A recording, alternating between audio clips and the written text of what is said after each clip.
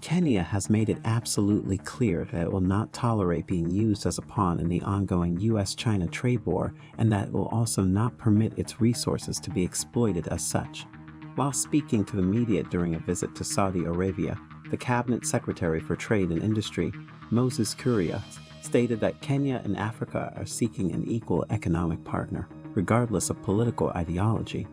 Kuria pointed out that African countries, such as Kenya, maintain economic and investment ties with both the US and China, just like many other countries around the world.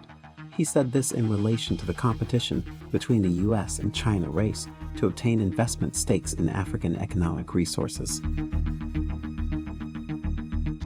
Kuria stated that the focus on Africa in recent US policies, as demonstrated by the recent American-African Summit, is based on the vast natural and human potential present on the African continent.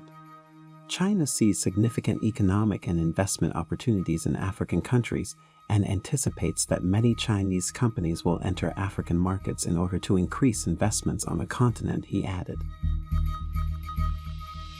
According to Kuria, Africa's cooperation with both China and the US has no limits, and the continent's interests require working with all parties without sacrificing its autonomy for the benefit of one over the other.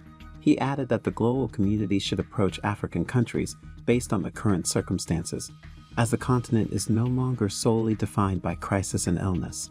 He reiterated that the global community has come to recognize that Africa is extremely economically wealthy and offers a wide range of diverse and vital investment opportunities due to its vast fertile lands and ample water resources suitable for the largest agricultural and food production in the world.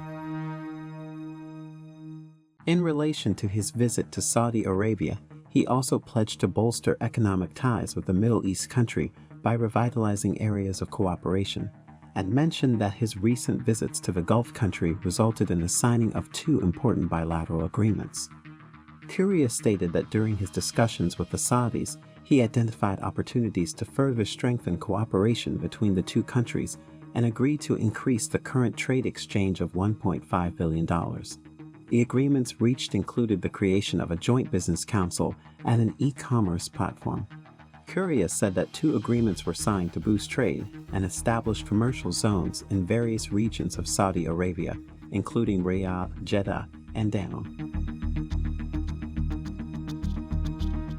The comments made by the Kenyan Cabinet Secretary on the US-China trade war are similar to those of Rwandan President Paul Kagame during the US-African Leaders Summit.